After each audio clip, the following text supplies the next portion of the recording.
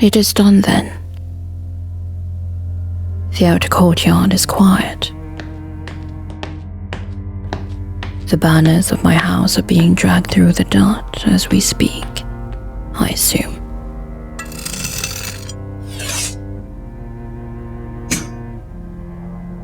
Oh, do close the door, Commander. I have a dreadful intolerance for drafty hallways, and your men are making an absolute spectacle of themselves in the gallery.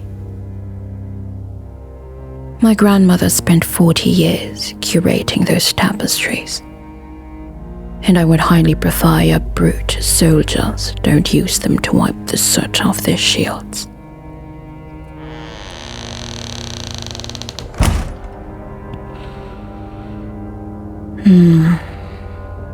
Look at you, covered in the ash of my outer walls, smelling of sweat and cheap iron, standing there like a triumphant god of war. You marched your army all this way, bypassed my scouts, and broke down my gates, all to find a defenseless queen sitting quietly by her window, waiting to pour you a drink. Tell me, does it feel as glorious as you imagined? Or is there a tiny, nagging voice in the back of your mind telling you that you've bypassed my army far too easily? Sit down. Pull up that mahogany chair. Yes, right in front of me.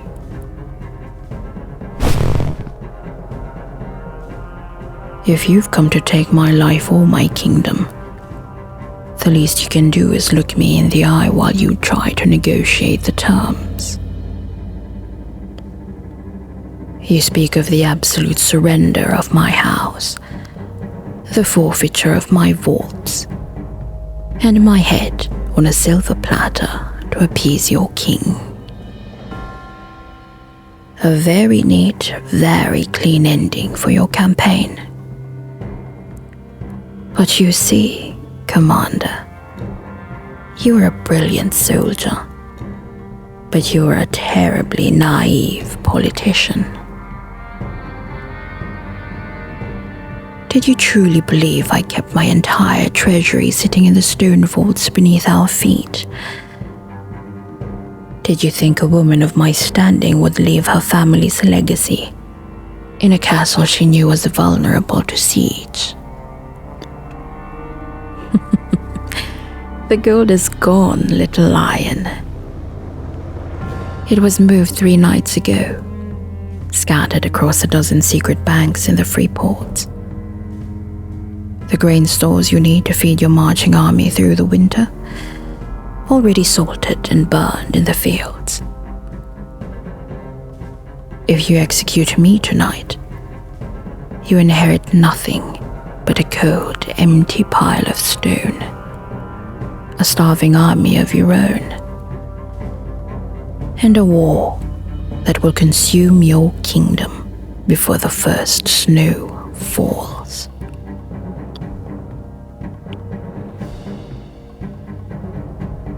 Ah, there it is. The sudden, beautiful realization behind your eyes. You did not win a victory today, Commander. You merely walked into a very expensive cage. You cannot feed your men with my tapestries, and you certainly cannot show your king an empty vault without losing your own head for the failure. So, we find ourselves at a fascinating impasse. You have my body in custody, but I have your entire campaign by the throat.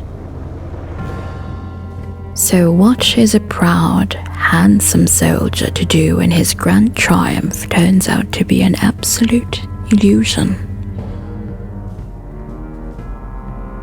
Fortunately for you, I'm a very pragmatic woman. And I have always had a terrible weakness for men who look exceptionally handsome when they are completely out of their depth.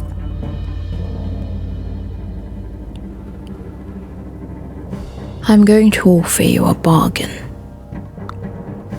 A private arrangement, strictly between the victor and his prize. I will write a letter to my bankers. I will release the gold.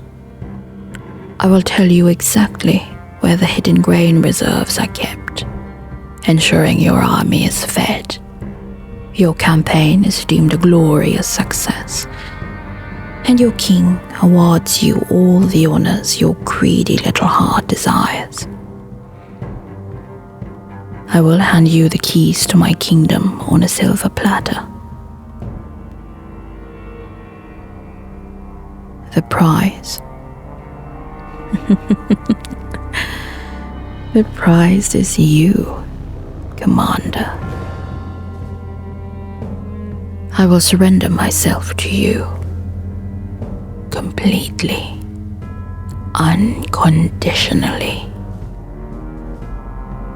The doors to this chamber will lock, and for the rest of the night, I belong entirely to you. You may do whatever you wish with me. Treat me as your captive. Treat me as your prize. Take every ounce of dignity I have spent a lifetime building and bend me to your absolute, unchecked will.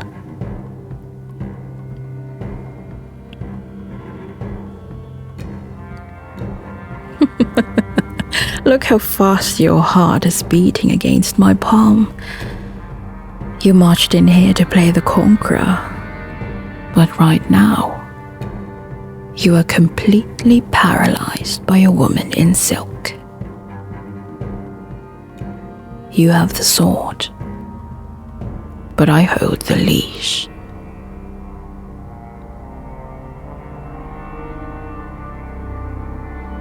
So tell me, my handsome conqueror, do you want to be a dead hero with an empty vault? Or do you want to lock that heavy iron door, put down your sword, and find out exactly what a desperate queen is willing to do to save her empire? The choice is yours, but I suggest you decide quickly before my wine gets cold.